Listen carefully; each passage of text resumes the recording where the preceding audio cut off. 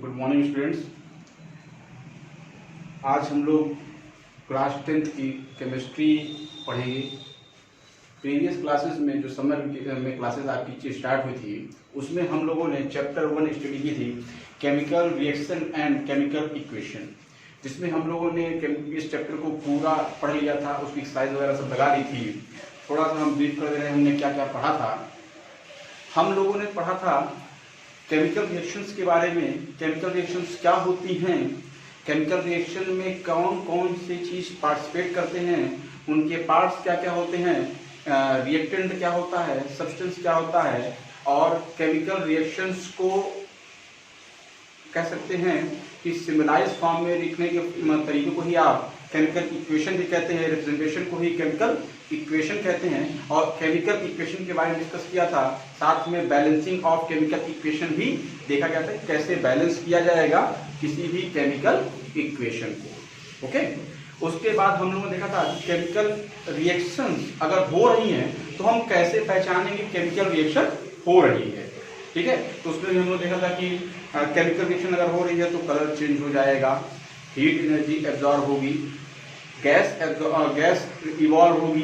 ठीक है, gas evolve होगी और साथ में प्रेसिपिटेशन हो सकता है और स्टेट चेंज हो सकता है, मतलब जो भी रिएक्टेंट मिल रहे हो तो वो जैसे कंबाइन होंगे तो स्टेट चेंज होता है, गैसेज स्टेट में कन्वर्ट हो जाए, होता है सॉलिड स्टेट में कन्वर्ट हो जाए। और प्रेसिपिटेशन भी एक तरीका है समझने का कि हाँ केमिकल रिएक्शन पूरी, मतलब कुल मिलाकर हम कह सकते हैं कि केमिकल रिएक्शन जब होता है तो उसमें कोई ना कोई बदलाव होता है जिसको आप आइडेंटिफाई करके ये बता सकते हैं केमिकल रिएक्शन हो रही है। ओके, उसके बाद हम लोगों ने देखा था types of reaction according to composition, कितने टाइप के केमिकल रिएक्शंस होते हैं। ठीक है, केमिकल कम्बिनेशन के बारे में हम लोगों को पढ़ा था, केमिकल कम्बिनेशन के बारे में पढ़ा था, जिसमें हमारा पहला था कम्बिनेशन रिएक्शन। ठीक है, कम्बिनेशन रिएक्शन, दूसरा था डिकम्पोजिशन रिएक्शन, तीसरा डिस्प्लेसमेंट, चौथा डबल डिस्प्लेसमेंट और पांचवा था रेडॉक्स रिएक्शन। इसमें से कुछ रिएक्शंस ऐसी होती हैं जिनके फर्दर टाइप्स होते हैं, जिनको और टाइप्स में हम लोग डिवाइड कर सकते हैं। For example decomposition reaction, decomposition reaction के 3 टाइप होते हैं, thermal decomposition reaction, electrolytic decomposition reaction और फोटोलाइटिक डिकम्पोजिशन रिएक्शन। थर्मल में जैसे आप जानते हैं हीट एनर्जी आपकी सप्लाई करनी पड़ती है तब कोई चीज जुड़ती है, इलेक्ट्रोलाइटिक में इलेक्ट्रिसिटी सप्लाई करनी पड़ती है और फोटोलाइटिक में आपको सनलाइट की जरूरत पड़ती है। इन तीनों की जरूरत के हिसाब से अलग अलग इसमें पार्ट्स में इनको डिवाइड किया, टाइप्स में डिवाइड किया गया है। उसी तरह रेडॉक्स रिएक्शन है, रेडॉक्स रिएक्शन को 2 टाइप से आप 2 टाइप की रिएक्शन रेडॉक्स रिएक्शन में आती हैं। पहला होता है ऑक्सीडेशन और दूसरा होता है रिडक्शन। पहला होता है ऑक्सीडेशन और दूसरा रिडक्शन। ओके, ऑक्सीडेशन और रिडक्शन के बारे में हम लोग ब्रीफ में पढ़ेंगे।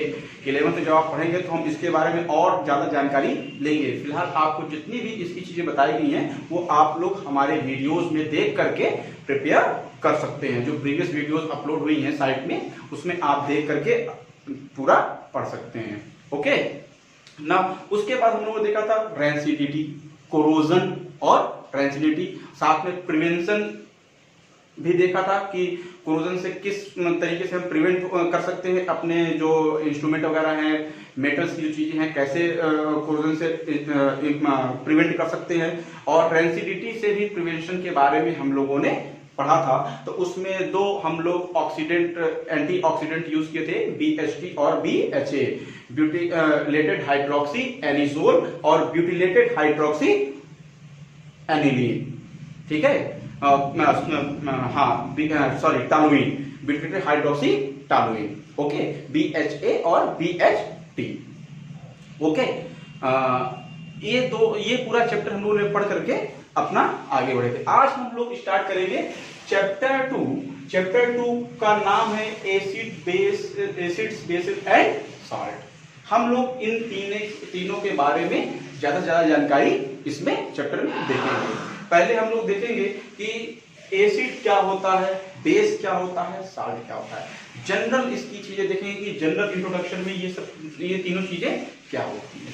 उसके बाद हम लोग एसिड्स के बारे में देखेंगे कि हमारे पास जो एसिड्स वगैरह हैं वो किस फॉर्म में रहेगी, ठीक, वो कितनी स्ट्रॉन्ग है कि वीक है, साथ में आइडेंटिफिकेशन कैसे होगा कि एसिड है कि बेस है, ठीक है, जिसको हम लोग पढ़ेंगे किसके उसमें एक टॉपिक है जिसमें हम लोग इसके बारे में डिस्कस करेंगे, ठीक है। उसके बाद हम लोग देखेंगे साल्ट के बारे में, बेसिस के बारे में पढ़ने के बाद हम लोग पढ़ेंगे साल्ट के बारे में। हमारे 10th में कुछ 5 साल्ट ऐसे हैं जो आपके 10th के सिलेबस में दिए हुए हैं, और इसी साल्ट में से एक साल्ट हर साल आपके बोर्ड एग्जामिनेशन में आता है। हर साल बोर्ड एग्जाम में एक न एक साल्ट आता ही आता है, इसीलिए इसको बहुत ही केयरफुली आप लोग पढ़िएगा, जिससे कि आप लोग पेपर को आसानी से कर सके। साथ में हम लोग क्लास में ये भी डिस्कस करते रहेंगे कि कौन से क्वेश्चन आ रहे हैं, कैसे क्वेश्चन आते हैं, किस टाइप के क्वेश्चन बनते हैं, सब कुछ इस चैप्टर में हम लोग थोड़ा थोड़ा करके देखते रहेंगे। ओके, चलिए पहला टॉपिक ले लेते हैं हम लोग एसिड्स। पहला टॉपिक क्या लेते हैं? एसिड्स, ठीक है। एसिड्स के बारे में अभी मैंने कहा कि हम लोग केवल जनरल चीजें पहले देखते हैं कि जनरल लाइफ में एसिड्स को कैसे पहचान सकता है। तो हम लोग इसमें देखते हैं कि सब्सटेंस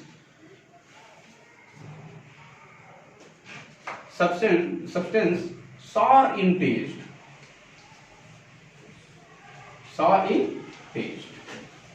ठीक है, sour in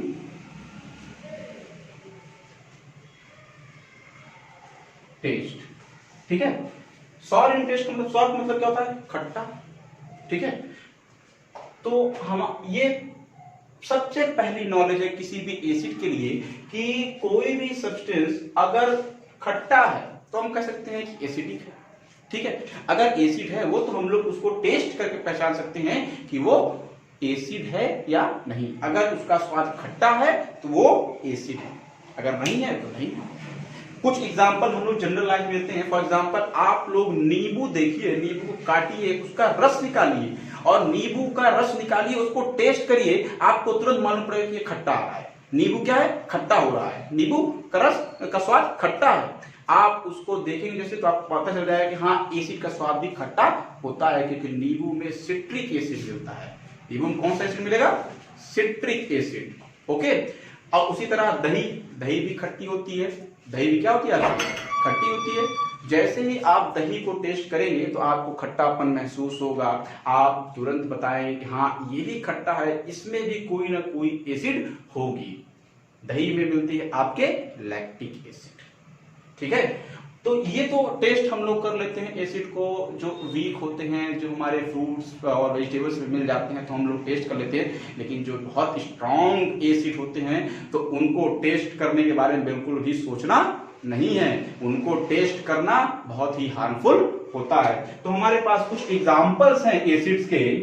एग्जाम्पल हमारा है for example HCl hydrochloric, H2SO4, H2SO4 का मतलब sulphuric acid, carbonic acid, citric acid अभी मैंने आपको बताया, ठीक है, lactic acid. They are the examples of acids, they are the examples of acids, okay. Now अगर हम लोग अब दूसरा देखें कि बेस क्या होता है, बेसिस। जैसे एसिड के लिए हमने कहा सॉर इन टेस्ट, वैसे बेस का भी टेस्ट होता होगा, वैसे ही बेस का भी टेस्ट होता है। अगर ये खट्टा है तो कड़वा है, अगर ये खट्टा है तो उसका टेस्ट क्या होगा? कड़वा होगा। Means substance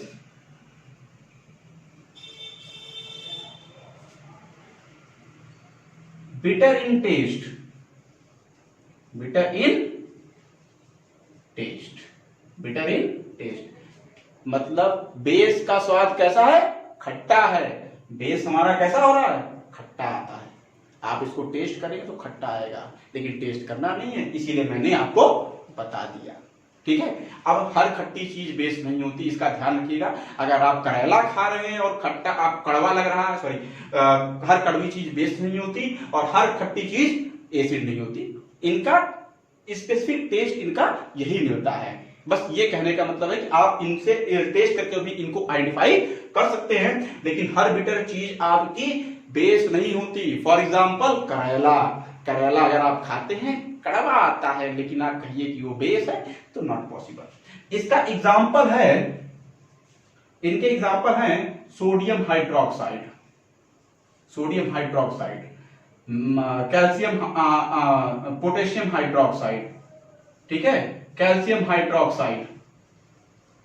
These are the examples of base. These are the examples of base. Okay? इसके बाद हमारे पास जो नेक्स्ट आता है वो आता है हमारे पास साल्ट। क्या आता है? साल्ट। क्या है? साल्ट। साल्ट के बारे में हम कह सकते हैं कि एसिड और बेस को हमने पढ़ा, साल्ट भी इन्हीं दोनों में से मिलकर बनता है। Means the substance which is formed after the reaction, which is formed after the reaction of acid and base. It means salt is the combination of acid and base. Salt is the combination of acid and base. It is the combination of acid and base. It is the combination of acid and base. Example, sodium chloride. घर में जो आप नमक खाते हैं salt होता है ना, जो सबसे बढ़िया एग्जाम्पल होता है साल्ट का, सोडियम क्लोराइड। यही आप अपने सब्जी में डालते हैं, दाल में डालते हैं, या कोई भी चीज बनाते हैं उसमें यही नमक आप डालते हैं। दूसरा है आपका मैग्नीशियम क्लोराइड, ये क्या है? साल्ट है। सोडियम सल्फेट, ये भी क्या है? साल्ट है। मीन्स अगर हम देखें तो ये सब आपके एसिड और बेस के कॉम्बिनेशन से मिलकर बने होते हैं। एसिड और बेस कॉम्बिनेशन से मिलकर बने होते हैं। देखिए एसिड में आपका सोडियम है, बेस में सॉरी सोडियम है, एसिड में क्लोराइड है, कॉम्बिनेशन देखिए। मैग्नीशियम है, मैग्नीशियम आपका किसमें हो जाएगा? इसमें मैग्नीशियम हाइड्रोक्साइड से ले लेंगे, और एसिड से आपका किससे लेंगे? क्लोराइड ले लेंगे।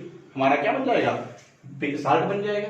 ठीक है, तो ये हमारे साल्ट जो सिंपल एग्जांपल है जिनको हम लोगों ने अभी देखा है, एसिड, बेस और साल्ट। ये इनका इंट्रोडक्शन है जो आप पहले से पढ़ते आ रहे हैं। ये आप इनको इस तरह पहचान जाते हैं, ठीक है, कि इनके टेस्ट और उनके टेस्ट के हिसाब से इनका क्या होगा। ये इनकी प्राइमरी डिफिनेशंस है, ये इनकी प्राइमरी डिफिनेशंस है। ठीक है, हम लोग और आगे इनकी डेफिनेशन के बारे में डिस्कस करेंगे। ओके, हमारा नेक्स्ट टॉपिक है इंडिकेटर्स।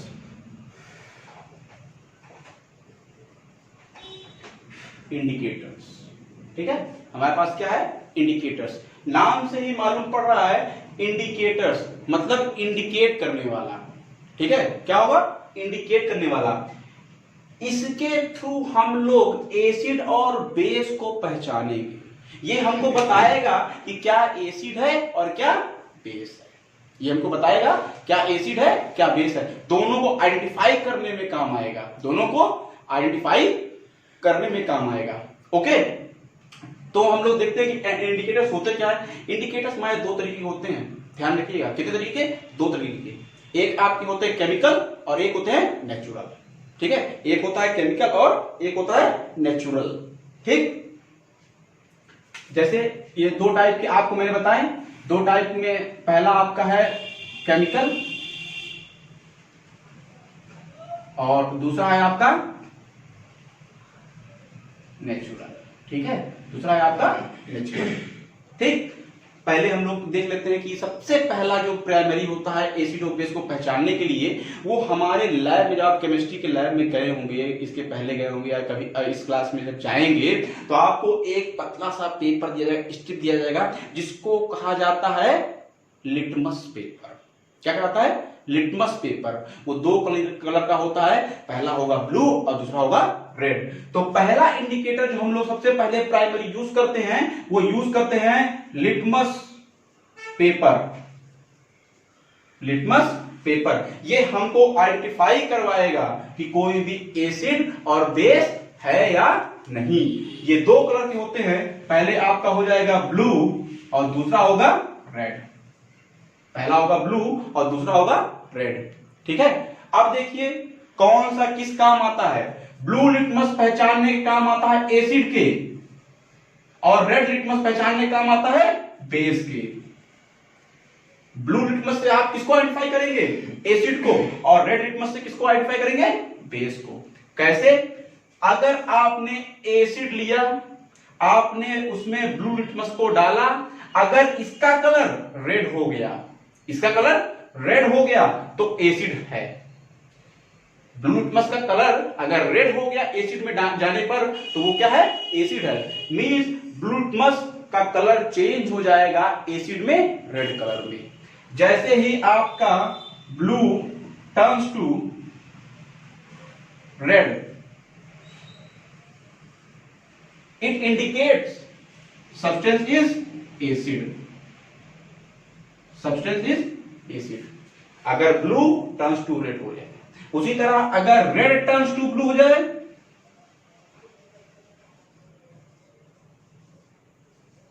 तो क्या हो जाएगा? ठीक इसका उल्टा, बेस। क्या हो जाएगा? बेस। ठीक है। अगर ब्लू लिटमस पेपर आपका रेड में कन्वर्ट हो गया तो आपका एसिड है, अगर रेड लिटमस पेपर आपका ब्लू में कन्वर्ट हो गया तो आपका बेस है। अब जरा अपने दिमाग को खोलो और एक क्वेश्चन को आप लोग सोचिए कि अगर ये दोनों अलग अलग कलर चेंज कर रहे हैं तो अगर इसको हम बेस में डालें तो क्या कलर चेंज होगा? नहीं। अगर आपने ब्लू लिटमस पेपर को बेस में डिप किया तो आपके कलर में कोई भी इफेक्ट नहीं पड़ेगा। उसी तरह अगर रेड को आपने एसिड में डाला तो कोई भी इफेक्ट नहीं पड़ेगा। मींस कलर जैसे का तैसा ही रह जाएगा, जैसा कलर है वैसे का वैसा ही रह जाएगा। ठीक है, ये चीजें हुई। अब एक क्वेश्चन और दिमाग में आता है कि अगर आप रेड लिटमस लीजिए, उसको पहले आप बेस में डालिए, आपका कलर ब्लू हो गया। अब अगर उसी को आपने एसिड में डाला तो क्या होगा? उसी को आपने अगर एसिड डाला तो क्या होगा? सिंपल है। अगर आपने रेड को लिया है, बेस में डाला है, रेड को लिया है, बेस में डाला है, ब्लू हुआ है तो उसका कलर तो ब्लू हो गया।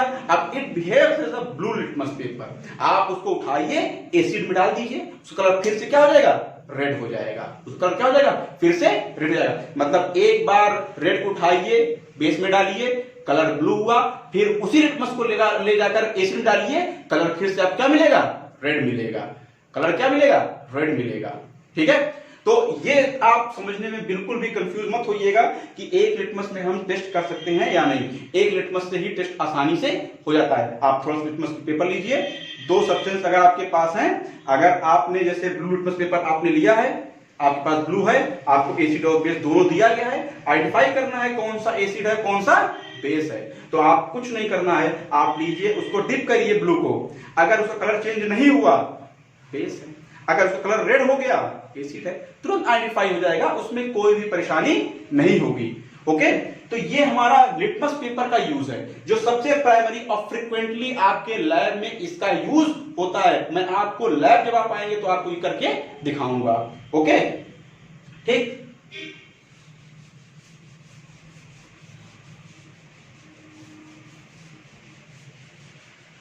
ठीक, अब देखिए कुछ आपके केमिकल इंडिकेटर्स भी होते हैं।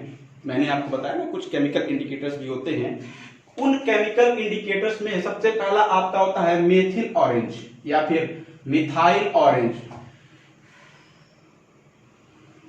Methyl orange, methyl orange. और दूसरा होता है फिनोल्फथलीन।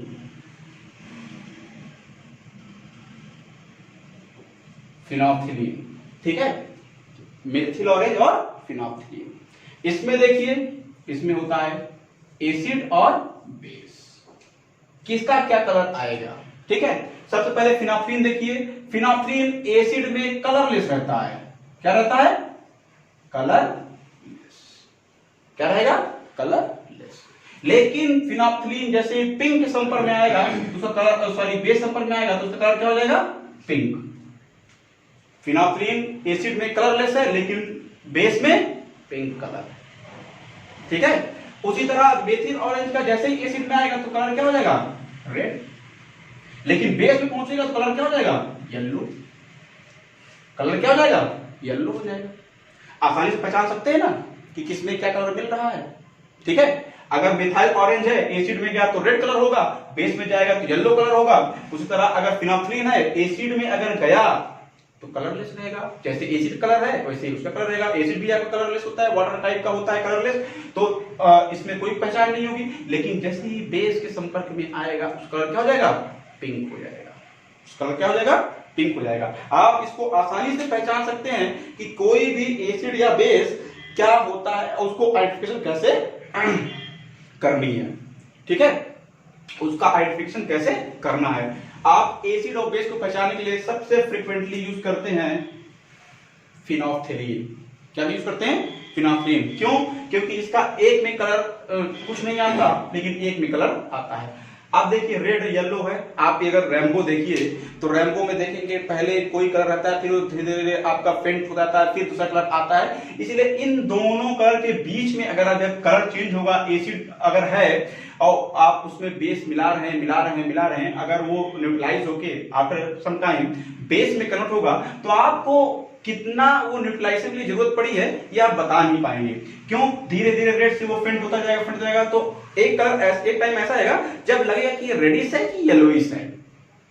ठीक है, तो वहां पर आप कंफ्यूज होंगे। लेकिन इसमें क्या है, इसमें कलरलेस है, एक ड्रॉप भी आपका बेस एक्स्ट्रा होगा तो आप बता देंगे पिंक कलर आ गया और ये क्या हुआ, हमारा बेस आ गया। एक स्पेसिफिक हम लोग एसिड और बेस का रिएक्शन करवाते हैं लैब में, जिसको हम लोग नाम देते हैं टाइट्रेशन। क्या नाम देते हैं, टाइट्रेशन। ठीक, टाइट्रेशन एक ऐसा प्रोसीजर है या प्रोसेस है जिसके थ्रू हम एसिड और बेस को रिएक्ट करवा के न्यूट्रलाइज करते हैं, कि ये पता करते हैं किसी भी एसिड को न्यूट्रलाइज करने के लिए कितने बेस की जरूरत पड़ती है। ठीक है, अब उसमें करते क्या है, पहले हम लोग एसिड लेते हैं, उसमें हम बेस डालते हैं, थोड़ा फिनोल्फथालीन 4-5 ड्रॉप डालते हैं, उसके बाद हम बेस डालते जाते हैं, बेस डालते जाते हैं जब तक एसिड उसमें है। बेस आप डालते रहेंगे, थोड़ा थोड़ा ड्रॉप बाय ड्रॉप डालते रहेंगे, तो एसिड से बेस रिएक्ट करके न्यूट्रलाइज होता जाएगा और तब तक ये रिएक्शन होती जाएगी जब तक एक ड्रॉप भी एसिड का बचा रहेगा। और जैसे ही उसमें एक ड्रॉप भी एसिड का बचा रहेगा तब तक वो बेस उसी से रिएक्ट करेगा, और जैसे ही एसिड पूरी तरह न्यूट्रलाइज होगा, आपने एक एक्स्ट्रा ड्रॉप बेस का डाला, वो तुरंत किससे रिएक्ट करेगा, फिनोल्फथालीन से रिएक्ट करते ही वो इमीडिएट एक कॉम्प्लेक्स कंपाउंड बनाएगा जिसका कलर होता है पिंक, और तुरंत पिंक अपीयर होगा। तो बस आप रुक जाइए, अब बेस आपको नहीं मिलाना है। आपने अगर बेस मिला दिया तो एक्स्ट्रा हो जाएगा, आपको न्यूट्रलाइजेशन पॉइंट नहीं मिलेगी, आप वहीं पर रुक जाइए। आपको कितने अमाउंट के एसिड को न्यूट्रलाइज करने कितना बेस चाहिए। ठीक है, तो इस रिएक्शन के लिए हमको, इस प्रोसेस के लिए हमको सबसे बढ़िया हमारे पास जो एग्जांपल है वो फिनोल्फथालीन होता है।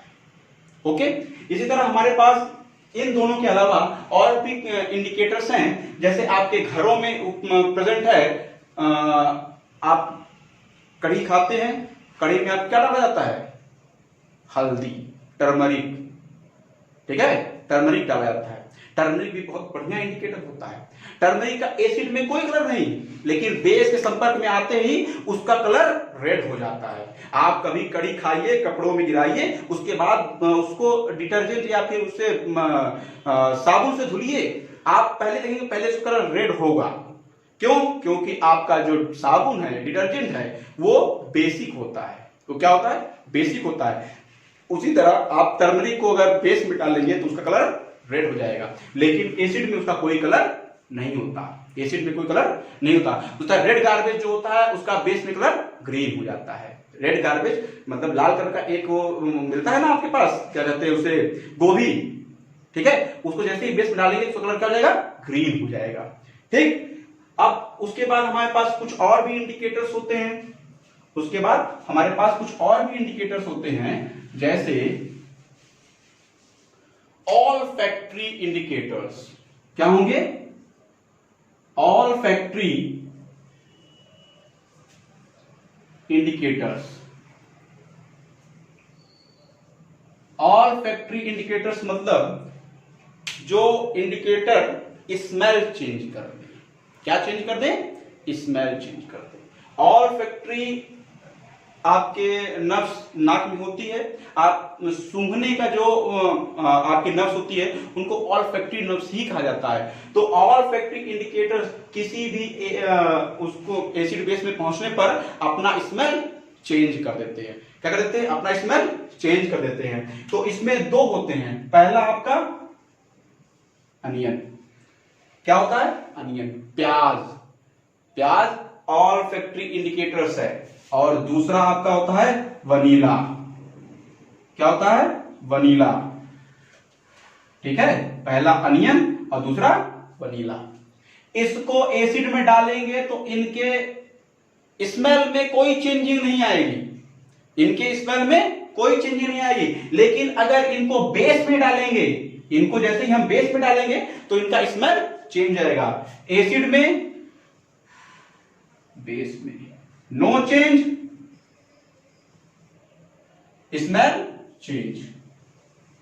इसका भी सेम एज दैट वही है, वनीला का भी वही केस रहता है। एसिड में डालेंगे तो कोई चेंज नहीं, बेस में डालेंगे तो स्मेल चेंज कर जाएगी। अनियन की स्मेल नहीं आएगी, बेस में पहुंचते ही तुरंत आप आइडेंटिफाई करेंगे कि बेस में जैसे ही हमने अनियन को बेस में डाला है उसकी स्मेल चेंज हो गई है। इसका मतलब जो कंपाउंड सब्सटेंस हमने लिया है, लिक्विड लिया है, कंपाउंड लिया है, वो बेसिक है, एसिडिक नहीं है। ओके, तो ये आपको इंडिकेटर्स के बारे में ब्रीफ नॉलेज थी जिसको हम लोग जाने हैं। आज हम लोग इतना ही देखेंगे, उसके बाद हम लोग नेक्स्ट लेक्चर में पीएच वैल्यू यूनिवर्सल इंडिकेटर के बारे में डिस्कस करेंगे, उसके बारे में डिस्कस करेंगे और पीएच वैल्यू के बारे में भी डिस्कस करेंगे। आज आप लोग अपना ये जो काम करना है आपको, आप पूरा नोट्स प्रिपेयर करेंगे, जितना पढ़ाया गया है उतने का आप नोट्स बनाएंगे। उसके बाद आपको इंडिकेटर्स के बारे में ब्रीफ नॉलेज रखनी है, ठीक है। और आपको जो भी क्वेश्चन वगैरह जो भी दिए जाएंगे करने हैं, वो क्वेश्चन आपको सीट के फॉर्म में प्रोवाइड कर दी जाएगी, ठीक है, सीट के फॉर्म में प्रोवाइड कर दी जाएगी। Thank you.